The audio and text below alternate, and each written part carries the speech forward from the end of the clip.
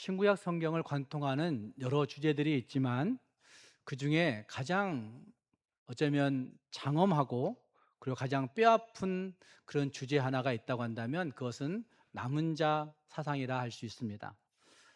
왜냐하면 끊임없이 성경은 남은 자를 이야기하고 있지만 어쩌면 인간된 입장에서 볼 때 하나님이 왜 사람을 그렇게 멸해 버리시고 남은 자 한 사람만, 남은 자 몇 명만 남겨 놓으실까? 이것이 굉장히 마음 아플 때가 있다는 말입니다. 그럼에도 불구하고 하나님께서는 인간의 지독한 불순종과 범죄로 인해서 하나님의 구원 역사가 단절될 것 같은 위기가 있을 때마다, 캄캄한 세상이 진행될 때마다 하나님은 친히 당신의 주권적인 그 역사하심으로 말미암아 모든 심판으로부터 보호해내는 남겨두신 소수의 무리가 있었다라는 사실이 성경이 줄곧 이야기하고 있는 주제입니다. 대홍수 때 노아 가족이 그러했고 또 엘리야 시대에 바알에게 무릎 꿇지 아니하였던 7천 명이 그러했으며 뿐만 아니라 이사야가 선포할 때에 말했던 것처럼 배임을 당하여도 남겨진 거룩한 씨가 바로 하나님께서 남겨놓으신 자들이라는 사실을 성경은 우리에게 증거해 주고 있는 것입니다. 인간의 반역이 극에 달할 때 하나님은 이 소수의 남은 자들을 통해 당신의 구원 역사를 이어가시고 끊임없이 이어가실 뿐만 아니라 마침내 완성하십니다. 또한 예수님께서도 말씀하십니다. 세상은 구원의 길이 넓은 길이 아니라 좁은 길이다 라고 말씀하시고, 구원의 길이 어쩌면 바늘기로 들어가는 것만큼 어렵다라고 말씀하신 말씀들을 보면 하나님은 소수의 남은 자들을 통해서 이 역사를 이어가셨다는 사실을 성경이 우리에게 증거해 주고 있는 것입니다. 오늘 우리가 함께 읽은 에스겔서 9장의 말씀도 역시 기원전 6세기에 바벨론의 침공이라고 하는 외적 비극이 거기 등장하고 있지만, 그보다도 예루살렘 성전 안에서 버젓이 우상을 숭배하고 끔찍하게 타락했던 그 백성들을 향하여 배경적으로 기록하고 있는 것을 볼 수가 있습니다. 긍휼이 없는 맹렬한 살육의 심판이 예루살렘 전역을 휩쓸어 갈 때에 가는 베옷을 입고 허리에 먹그릇을 찬 어떤 천사가 오직 탄식하며 우는 자들에게 생명의 표를, 타울을 그 이마에 새겨놓고 그리고 그들을 심판에서 보호하시는, 심판에서 살려내신다는 사실이 오늘 읽은 말씀 9장 전체의 핵심 내용인 것을 볼 수가 있습니다. 그렇다면 이 두려운 심판과 구원의 이야기가 오늘 우리들에게는 어떻게 적용될 것인가 하는 것을 우리가 생각해 보아야만 합니다. 오늘날 이 세상은 물질주의와 세속화의 맹렬한 물결이 교회와 모든 사람들을 향하여 다가오고 있습니다. 하지만 교회와 성도된 우리 모두에게도 일상 깊숙이 세속화와 물질주의는 들어와 있다고 해도 잘못은 아닐 것입니다. 이런 가운데 하나님은 여전히 당신의 역사에 동참할 수 있는 거룩한 남은 자를 찾고 계신다는 것입니다. 신약시대의 참된 남은 자들은 예수 그리스도의 피 묻은 그 십자가의 복음을 가지고 있는 자들일 것이고, 그 십자가의 복음 앞에 굴복하여서 전적인 은혜로 구원받은 자들이 신약시대의 참된 남은 자들이라 말할 수가 있을 것입니다. 하지만 우리가 세상의 안일함에 흔들리지 아니하고 절망적인 현실 속에서도 끝까지 믿음 가지고 있을 때, 끝까지 십자가의 복음을 지켜낼 때에 어쩌면 우리가 무너진 세상을 이어낼 수 있는 축복의 근원이요 통로가 될 수 있으며, 하나님의 거룩한 그루터기로 남겨진 자들로 쓰임받게 될 것이라는 확신이 저에게 있는 것입니다. 오늘 말씀을 같이 살펴보시면서 우리가 생각해야 될 중요한 주제가 있습니다. 과연 나는 이 심판의 날에 멸망하는 다수일 것인가, 아니면 구원의 표를 받은 거룩한 남은 자일 것인가 하는 것을 우리 자신들이 물어보아야 될 것입니다. 심판의 날에 멸망당하는 다수에 속한 사람이라면 우리의 믿음 생활이 아무 쓸모가 없을 것입니다. 그러나 진짜 구원의 표를 가지고 진짜 예수 그리스도 그 십자가의 은혜 앞에 그 굴복하여서 그 표를 받은 거룩한 남은 자라면 우리는 하나님 앞에 승리의 찬송을 부르며 이 땅을 살게 될 것입니다. 오늘 말씀을 같이 생각해 보시면서 참된 남은 자의 정체성은, 참된 남은 자의 모습은 어떤 모습일까 같이 고민하시면서 우리 모두도 참된 남은 자의 정체성을 가지고 이 땅을 살아갈 수 있는 주님의 사람들이 다 될 수 있기를 예수님의 이름으로 축복합니다.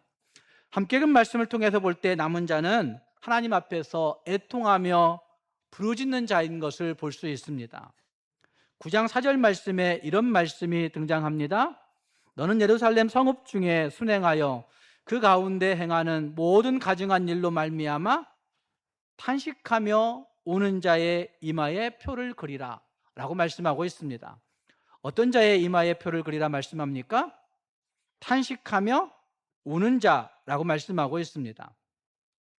참된 남은 자는 다수의 무리가 죄악의 넓은 길로 달려갈 때에 그 죄에 동참하지 않는 소극적인 순결, 소극적인 거룩함을 가지고 살아가는 자들이 아니라 그 타락한 현실을 보며, 타락한 사람들을 보며 하나님 앞에 깊이 애통하며 부르짖는, 하나님 앞에 깊이 가슴을 찢으며 기도하는 적극적인 영성의 소유자라는 사실을 분명히 말씀하고 있는 것입니다.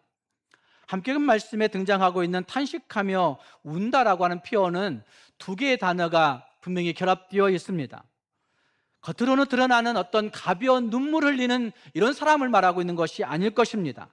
탄식이 있고 우는 것입니다. 이것은 영혼의 깊은 내면에서부터 그 마음 가운데 그 죄에 대한 탄식이 있는 것이고, 그 마음 가운데 죄에 대한 애통이 있는 것이고, 죄에 대한 슬픔이 있는 것이고, 죄에 대한 아픔이 그 마음 가운데 깊이 새겨지고 또 새겨져서 하나님 앞에 울부짖을 수밖에 없는 그 모습이 그에게 있더라 라고 말씀하는 부분이라 할 수 있을 것입니다. 고통스러운 신음과 슬픔의 울부짖음을 의미한다 말할 수 있을 것입니다. 그들의 애통함은, 그들의 고통함은 내 사업이 실패해서 애통해야 하는 것이 아닙니다. 그들의 애통함은 자기의 자녀들이 잘못돼서 애통해야 하는 것이 아니었습니다. 그들의 슬픔과 아픔은 내가 질병에 걸려서 하나님 앞에 탄식하고 있는 것이 아니었습니다. 그들의 애통은 내가 원하는 일들이 내 뜻대로 안 되어서 하나님 앞에 고통하고 있는 그런 모습이 아니었습니다. 어쩌면 자녀들의 앞길이, 내 앞길이 막혀서 오는 애통이 아니라 거룩하신 하나님의 성품을 그 안에 간직하고 있기 때문에 하나님의 마음을 아프게 하고 있는 세상의 일들, 하나님의 마음을 슬프게 하고 있는 그 사람들의 모습들, 하나님이 싫어하시는 가증한 죄악들로 말미암아 창자가 끊어지는 듯한 애통함을 누리고 있는 그 고통 가운데서 행하고 있는 탄식이요 울부짖음이라고 말할 수가 있는 것입니다. 오늘 우리는 어떤 모습의 사람들인지 한번 생각해 볼 필요가 있습니다. 우리가 세상의 불의가 판을 치고 있다고 이야기합니다. 하지만 선거 때가 되어지면 더 그러합니다. 세상이 어찌 되려고 이러는지 모르겠다고 하는 탄식들을 많이 합니다. 그러나 우리 모두가 그 거짓의 야합한 일들을 정치하는 사람들은 정치하는 사람들대로 하고 있는 것이고, 오늘 우리도 우리의 삶의 현장에서 거짓의 야합한 일들을 수시로 하고 있지 아니합니까? 하지만 내 욕망을 이루기 위한 은근한 위선들을 행하고 있음에도 불구하고 우리는 하나님 앞에 탄식하며 부르짖지 않습니다. 조국 교회가 세속화되었다고 이야기들을 많이 합니다. 교회가 어찌 그렇게 될 수 있느냐고 이야기합니다. 교회를 함께 욕하는 일들 가운데 우리도 거기에 서 있을 때가 많습니다. 교회가 세속주의와 성공주의에 물들어서 영적 생명력을 잃어버렸다고 탄식을, 비판을 하고 불평을 합니다. 그런데 그 생명력을 잃어갈 때 나는 어떠했습니까? 나는 무엇하고 있었습니까? 똑같이 비판하고 똑같이 불평하고 똑같이 원망은 하지만 그 공동체의 죄악을 끌어안고 하나님 앞에 한 번이라도 기도해 봤는지, 그 공동체의 죄악을 끌어안고 하나님 앞에 울며 불며 탄식해 보았는지 생각해 볼 필요가 있지 않겠습니까? 어쩌면 이 참된 남은 자의 모습들은 비판과 정죄의 화살을 쏘아내는 그런 사람들이 아니었을 것입니다. 그래, 불평하고 원망하면서 그럴 수밖에 없지, 내 그럴 줄 알았어 라고 얘기한 냉소주의자들도 아니었을 것입니다. 그들은 무너진 하나님의 영광을 보면서 가슴을 치고 통탄하는 것입니다. 내가 잘못될까 봐 통탄하는 것이 아니라 어쩌면 공동체가 하나님의 죄악 가운데 있다고 한 사실들을 가슴을 치며 통탄하고 우는 울부짖음이 그들 안에 있었다는 말입니다. 내 뜻대로 되지 않는다고 우는 자가 아니라, 내가 얻을 것을 얻지 못했다고 불평하는 것이 아니라, 내가 가질 것을 갖지 못함으로 말미암아 비판하고 있는 것이 아니라, 이 땅에 하나님의 뜻이 무너져 내리는 그것 때문에 그 참담한 현실을 끌어안고 하나님 앞에 탄식하고 애통하고 울부짖는 그런 사람, 그들이 탄식하며 우는 자들이었고, 그 한 사람을 오늘도 하나님은 찾고 계시는 것입니다. 참된 신자는 하나님의 성품을 온전히 공유하고 있는 자들이 참된 신자라 말할 수 있을 것입니다. 내 성품 가지고, 내 성깔 가지고 살아가는 것이 아니라 하나님의 성품을 온전히 공유하고 있는 자들이 진짜 참된 신자라고 말할 수가 있다는 말입니다. 그래서 하나님의 마음에 합한 자들은 하나님이 기뻐하시는 것을 진짜 기뻐합니다. 하나님의 마음에 합한 자들은 하나님이 사랑하는 것들을 진짜 사랑합니다. 하나님의 마음에 합한 자들은 하나님이 섬기고자 하는 일들 앞에 자기의 모든 것들을 들여서 섬기고 희생하고 헌신합니다. 뿐만 아니라 하나님의 마음에 합한 자들은 하나님의 성품을 가지고 있기 때문에 하나님이 미워하시는 것들을 미워할 수밖에 없습니다. 하나님의 사랑하시는 것들을 사랑할 수 있을 뿐만 아니라 하나님이 싫어하는 것들을 함께 싫어하는 일에 동참하게 되어 있습니다. 하나님이 마음 아파하는 것들을 함께 마음 아파하고, 하나님이 애통하는 것들을 함께 애통하고, 하나님이 슬퍼하는 것들을 함께 통곡하며 함께 그 슬픔 가운데 있게 된다는 말입니다. 그 세상의 불의와 그 거짓 속에 타락해 갈 때, 아니 무감각해져 갈 때, 그 세상을 위해서 하나님의 마음을 가지고 기도하고, 하나님의 마음을 가지고 탄식하고, 하나님의 마음을 가지고 울부짖는 일들이 그들의 삶 안에는 일상처럼 되어지는 것이 참된 남은 자들의 모습이라 할 수 있다는 말입니다. 조국 교회가 세속화의 물결 가운데 휩싸였다고 욕들을 많이 하십니다. 우리도 그 욕을 함께하는 사람 중에 한 사람들이었을 것입니다. 코로나 지나가며 한국교회는 참 많은 화살을 받았습니다. 그런데 많은 사람들이 그 중심에 교인들이었습니다. 기독교를 알고 있는 사람들, 교인들이 아니라, 진짜 신자가 아니라 기독교를 알고 있는 교인들이었다는 말입니다.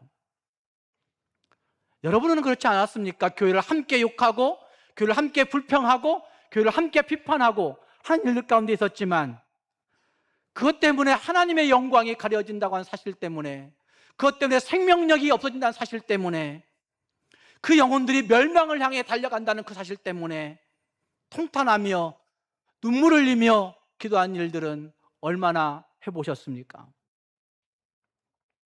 찰스 스펄전 목사님은 한숨의 능력, 은혜의 가장 큰 기적이라고 한 설교를 찾아볼 수 있었습니다. 한숨의 능력, 은혜의 가장 큰 기적이라고 한 설교를 통해서 그가 이런 말을 합니다.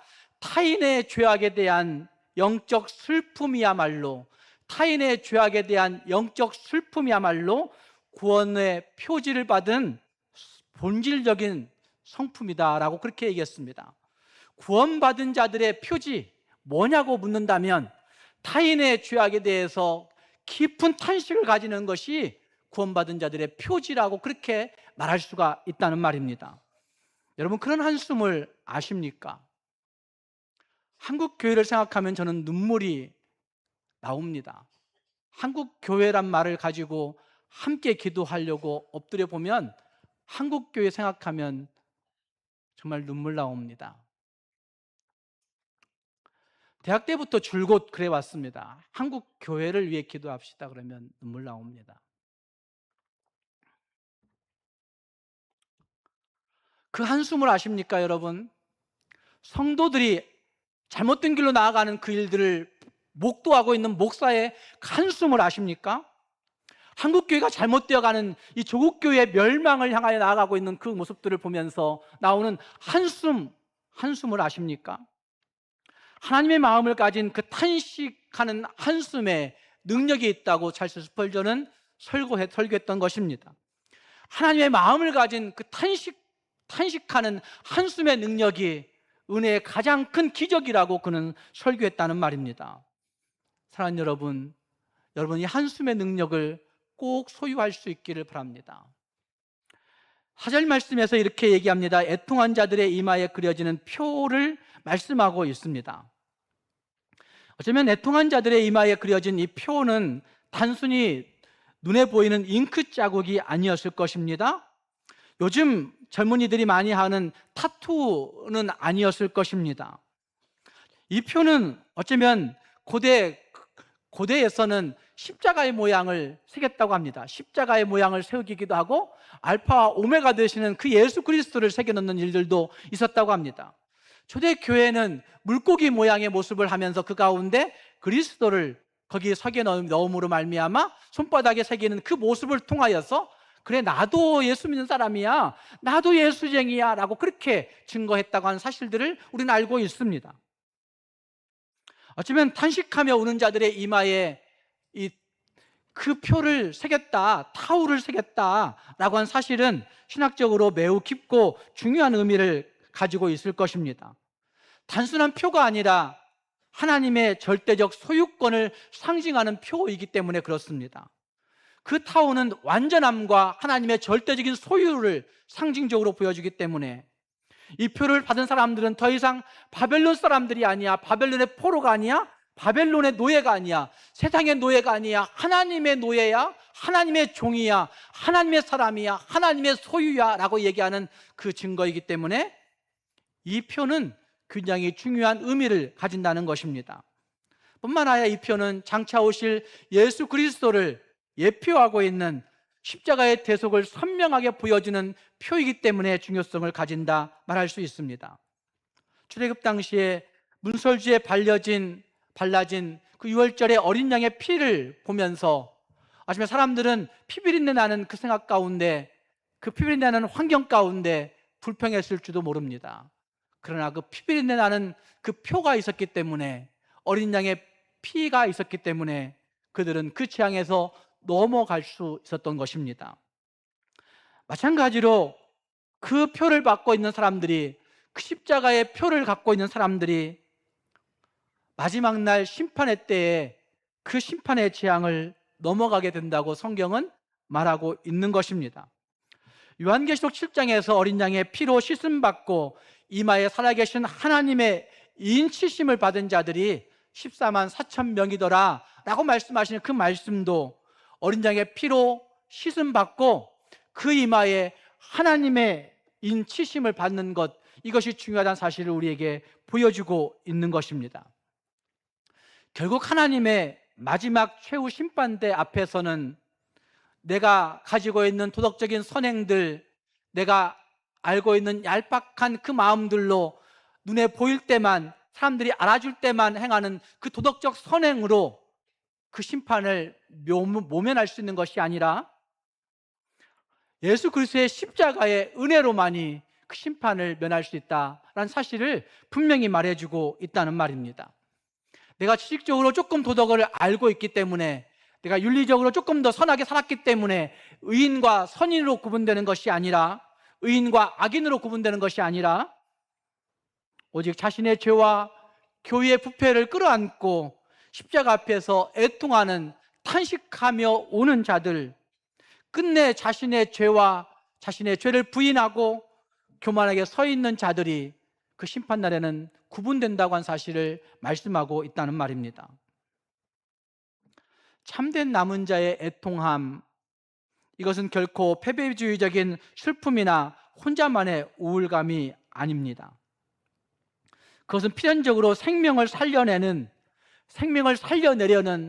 울부짖음, 부르짖음, 중보의 기도로 나타나게 됩니다. 함께 읽은 말씀 에스겔서 9장 8절 말씀을 보시면 여섯 천사가 무자비한 심판을 집행하는 그 두려운 참상 앞에서 에스겔은 홀로 남아 얼굴을 땅에 대고 엎드려 부르짖는 모습이 등장합니다. 8절 말씀에 그렇게 말씀하고 있습니다. 오라, 오라, 주 여호와여, 예루살렘을 향하여 분노를 쏟으시오니 이스라엘의 남은 자를 모두 멸하려 하시나이까? 라고 말합니다. 아하란 말은 오호라란 탄식이에요. 다른 번역 성경에는 이렇게 얘기합니다.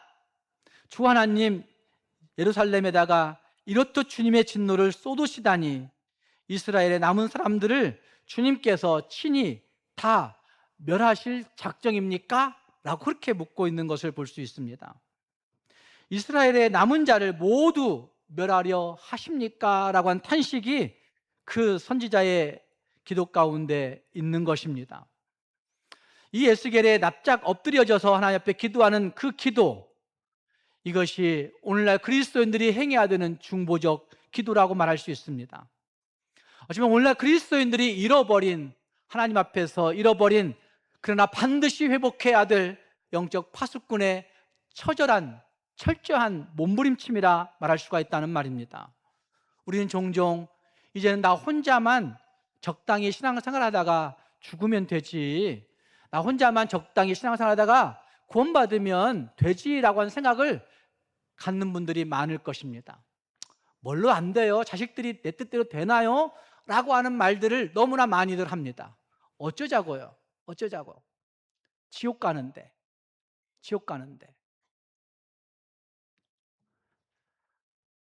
어쩌면 하나님 앞에 그런 말들을 하시는 분들이 참 많다는 말입니다. 매우 이기적이고 안일한 영적 그런 이기주의에 빠져있는 그런 모습이라 말할 수가 있을 것입니다. 그러나 참된 남은 자들은 거기에 방관할 수 없다는 말입니다. 과거 금송아지 우상 숭배로 말미암아 진멸당할 위기에 처했던 이스라엘 백성들을 살리기 위해서 모세가 기도했던 기도를 보면, 하나님, 내 이름을 하나님의 생명책에서 지워버리실지라도 하나님 그들을 용서해 주십시오 라고 그렇게 하나님 앞에 기도했던 그 기도를 우리는 다시 새겨보아야 된다는 말입니다. 사랑하는 여러분, 오늘 내 기도는 어디로 향하고 있는지, 무엇을 향하여 기도하고 있는지, 무엇을 위해서 기도하고 있는지 한번 생각해 볼 수 있기를 바랍니다. 내 욕망을 채우기 위한 기도들, 내가 바라는 어떤 소원들을 위한 기도들을 정말 절실하게 열심히 할 수는 있겠지요. 그러나 진짜 병든 세상과 죽어가고 있는 그 자녀들의 모습들을 보면서, 예수 모르고 죽어가는 그 영혼들을 위해서 타락한 교회의 모습을 보면서 하나님 앞에 정말 울부짖으며 시간을 정해놓고 때를 정해놓고 기도하고 있는지 한번 생각해 볼 수 있기를 바랍니다. 사랑하는 여러분, 내 개인의 소원이나 결핍 때문이 아니라 세상의 불의와 조국 교회의 멸망의 길을 보면서, 조국의 타락을 보면서 하나님 앞에 절실하게 기도하는 기도에 사람들이 되어 있는지 생각해 볼 수 있기를 바랍니다. 그리고 우리 모두가 이 모든 영적 무감각에서 깨어나서 타인과 공동체의 죄악을 보며 하나님 앞에 중보의 기도를 올릴 수 있는, 진짜 탄식하며 우는 하나님의 사람들이 다 될 수 있기를 주님의 이름으로 축복합니다. 두 번째, 남은 자들은 하나님의 말씀 앞에 자신을 끊임없이 굴복시키는 자들입니다. 에스겔 9장에 그토록 무섭고 준엄한 심판의 환상은 베옷을 입은 그 천사의 보고를 통해 마무리되고 있는 것을 11절에서 볼 수가 있습니다. 11절을 보면 이렇게 얘기합니다. 보라, 가는 베옷을 입고 허리에 먹그릇을 찬 사람이 무엇하여? 복명하여 이르되, 그다음 뭐라고 얘기합니까? 같이 읽겠습니다. 주께서 내게 명령하신 대로 내가 준행하였나이다 하더라 라고 말하고 있습니다. 가는 베옷을 입고 허리에 먹그릇을 찬 그 어떤 사람이, 심판을 행하는 그 사람이 복명하는 거예요. 하나님, 내가 하나님의 말씀을 가지고 정말 다 그대로 준행하였습니다 라고 그렇게 복명하는 겁니다. 복명이란 단어를 제가 읽으면서 군대에서 했던 일들을 떠올려 봤습니다. 군대에서는 복명, 복창이 생명입니다. 상관이 이야기하면 꼭 다시 복명복창해야 됩니다. 복명복창 한다는 얘기는 단순히 입으로만 하는 것은 아닙니다. 입으로만 한다 생각하면 다시 얼차례가 주어집니다. 입으로만 한다 생각하면 다시 하라, 다시 하라, 계속해서 하는 겁니다. 그런데 그런 복명복창이 아니고, 어쩔 수 없어서 그 제도권 안에서 하는 복명복창이 아니고, 여기 복명은 하나님 앞에서 자발적으로 하는 것입니다. 그 말씀을 내 안에 새겼습니다. 그 말씀을 내가 순종했습니다. 그 말씀을 내가 다 이루겠습니다.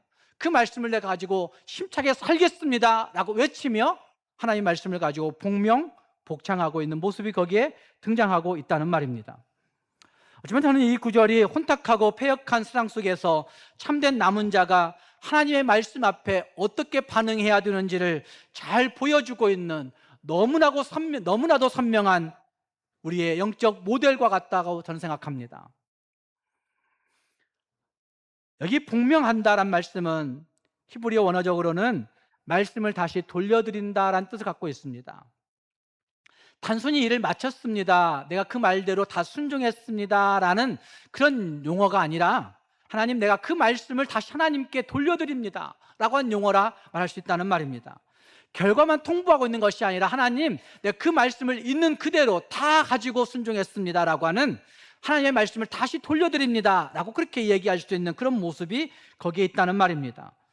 자신의 인간적인 생각이나 사사로운 감정을 전혀 섞지 아니하고 하나님의 언약의 그 말씀을, 그 율법의 말씀을, 명령하신 그 말씀을 그 기준대로, 하나님 말씀하신 대로 남김없이 순행한 후에, 하나님, 내가 이 말씀을 하나님께 다시 돌려드립니다, 하나님이 내게 주신 말씀을 다시 하나님께 돌려드립니다 라고 그렇게 성취함을 온전히 올려드리고 있는 모습이라 할 수 있다는 말입니다.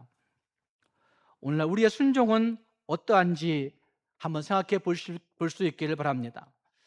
현대 신앙인들이 가장 많이 가지고 있는, 가장 많이 걸려 넘어지는 영적인 문제, 영적인 치명적인 질병이 저는 스스로 속이는 거라고 생각합니다. 근데 이것이 상담에서도 적용됩니다. 상담에서도 내담해 오는 내담자들 가운데 상담자들이 치료할 수 없는, 고쳐줄 수 없는, 회복시킬 수 없는 가장 대표적인 사례는 스스로 속이는 자들입니다. 상담할 때는 다 한다고 끄덕끄덕하고 내가 하겠다고 얘기는 합니다. 스스로 속이는 거예요. 돌아가서 하나도 실천하지 않습니다. 하나도 마음에 두지 않습니다. 하나도 마음에 담지 않습니다. 상담해봤자, 백날 해봤자 소용이 없습니다. 수십만 들여서 1회 상담할 때마다 수십만 들여서 상담해봤자 아무런 치료가 되지 않습니다. 이 스스로 속이는 문제는 굉장히 참 치명적인 영적 질병이라고 저는 생각합니다. 우리는 주일마다 예배의 자리에 앉아 설교를 듣고 또 성경을 공부하고 말씀을 읽고 말씀을 새기기도 합니다. 그때 우리는 지적으로 고개를 끄덕끄덕 하기도 합니다. 그 말씀이 옳다고 마음속에서 그렇지 하기도 합니다. 그리고 자신이 말씀을 잘 알고 통했다는 사실을 자체를 아멘 하기도 합니다. 그리고 나서 우리는 내가 그 말씀을 가지고 있다고 착각합니다. 그리고 입술로 아멘을 외치기도 하지만, 그러나 막상 삶의 현장으로 돌아가 버리면 하나님 말씀은 절대적 진리가 아닙니다. 하나님의 말씀은 상대적 가치에 불과합니다. 그 말씀이 내게 아무런 작용을 하지 않습니다. 자녀들을 대할 때, 부부관계를 행할 때, 일상의 다른 사람들을 대할 때, 일상에서 동네에서 어떤 직장인들을 대할 때 하나님의 말씀은 내게 아무런 가치가 없습니다. 그 말씀은 절대적 진리가 아니라 내가 이 땅에서 얻을 수 있는 욕심을 더 증가시켜 줄 수 있는 상대적 가치에 불과하다는 말입니다. 그래서 내 기호에 따라서, 내 유익에 따라서 철저하게 선택한 일들이 우리 삶의 현장에서 벌어지는 겁니다. 스스로 속이는 것입니다. 십자가를 지라는 그 부담스러운 말씀들은 다 걸러버리고 나를 위로해주고 성공을 줄 것 같은 그런 말씀들만 내 안에 새기고 가지고 나아가는 그런 일들이 벌어진다는 말입니다. 이건 순종이 아니라 지독한 영적 교만이요, 영적 오만이라 말할 수 있을 것입니다. 남은 자들은 다른 모습을 가지고 있을 것입니다. 비록 그 길이 좁고 험할지라도 그 말씀이 절대 진리이기 때문에 내 삶에서 순종해내고야만은 일들을 결단하는 것입니다.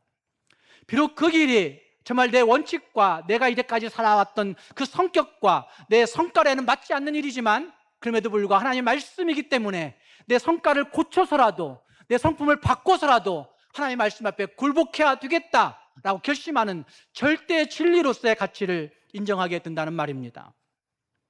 어쩌면 내 본성과 논리를 꺾어내고 여기 말씀이 말하고 있는 천사처럼 오직 명하신 말씀 그대로 순종하여 주님께 복명하는 것입니다. 사랑하는 여러분, 우리는 주의 말씀을 무엇으로 받고 있는지 진짜 하나님 앞에 이 천사처럼 이 사람처럼 복명하여 받고 있는지 생각해 보셔야 됩니다. 함께 읽은 말씀 가운데 또 한 가지는 중요한 문제는 함께 읽은 말씀 6절 말씀에서 하나님은 심판의 칼을 든 자들에게 이렇게 준엄하게 명령하고 계십니다. 6절 말씀을 보시면 이렇게 말씀합니다. 늙은 자와 젊은 자와 처녀와 어린이와 여자를 다 죽이되 이마에 표 있는 자에게는 가까이 하지 말라.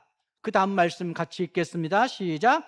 내 성소에서 시작할지니라 하심에 그들이 성전 앞에 있는 늙은 자라고 번역했지만 다른 번역에서는 장로들로부터 시작하더라 라고 얘기합니다. 장로는 원로란 뜻이에요. 늙은 자란 뜻이에요. 사실 원로란 뜻이에요. 한국이 원로, 장로란 표현은 잘못된 거예요. 원로라고 그렇게 외치고 있는 거잖아요. 장로란 자체가 원로예요. 참 언어적인 잘못 사용하고 있는 한국교회가 매우 잘못하고 있는 것이에요. 그러니까 늙은 자란 얘기는 장로예요. 장로. 내 성소에서부터 시작할지니라. 그들이 성전 앞에 있는 누구로부터 시작하더라? 장로들로부터 시작하더라. 참 무서운 말씀입니다. 어쩌면 이 말씀이 너무나 두렵기 때문에 하나님의 말씀 앞에 철저하게 자신을 굴복시켜야 되는 이유가 여기에 있다고 저는 생각합니다. 세상의 타락한 불신자들, 이방 나라들로부터 치신 것이 아니라 우리가 비판하고 우리가 불평하고 우리가 원망하고 우리가 욕하고 있는 그 어떤 교회의 사람들로부터 시작하는 것이 아니라 누구의 성소부터 시작한다? 내 성소에서부터 시작하는 거예요. 내 성소는 예루살렘 성소를 의미하고 있겠지만 신약시대의 우리를 적용시켜 보시면 하나님 성전이 도대체 어디예요? 라고 물어볼 때 하나님 뭐라고 얘기하세요? 네 마음이 성소라고. 예수 그리스도를 모신 그 마음이 성전이라고 말씀하시는 그 말씀을 보시면 어디서부터 시작할까요? 심판이 저와 여러분의 마음에서부터 시작하는 거예요. 마음에서부터. 신약시대 베드로 사도 역시 베드로전서 4장 17절 말씀에서 하나님의 집에서 심판이 시작할 때가 되었다라고 말씀하시는 그 말씀을 하고 있는 것을 보면 하나님이 성소에서부터 성전에서부터 어쩌면 우리 마음속 예수를 모셨다 얘기하고 있는 내 마음의 성전에서부터 그 심판을 시작하신다고 말씀하시는 그 말씀이 굉장히 두렵게 굉장히 엄히하게 다가온다는 말입니다. 왜 하나님은 이렇게 가혹하게 성소에서부터 심판하신다 말씀하실까요? 그것은 가장 거룩해야 될 그 예배의 중심이라고 얘기할 수 있는 그 성소에서부터 하나님을 등지고 은밀한 방들을 만들어 놓고 하나님이 싫어하시는 우상들을 숭배하고 있기 때문에 그런 것이죠. 우리는 아니라고 말할 수 없습니다. 우리 마음 가운데 저것만 있으면 내 삶의 의미가 달라질 텐데, 저것만 있으면 내 삶에 진짜 의미가 있을 텐데 라고 생각하는 것들이 많이 있을 것입니다.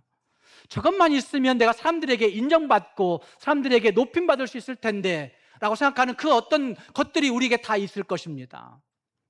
뿐만 아니라 내가 저 돈만 있으면, 내가 저 집만 있으면, 내가 저 물질만 있으면, 내가 내 자녀가 이것만 잘 할 수 있으면 내가 세상에서 다 내 모든 수고를 보상받을 수 있을 텐데 라고 생각하는 그 부분들이 있다는 말입니다.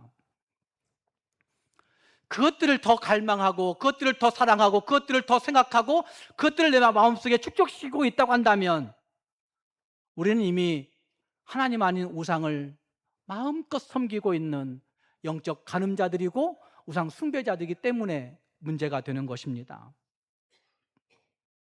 거룩한 직분을 가지고 훌륭하게 예배당에 앉아 있지만 코람데오 하나님 앞에 서 보면 정말 보잘것없는 거죠.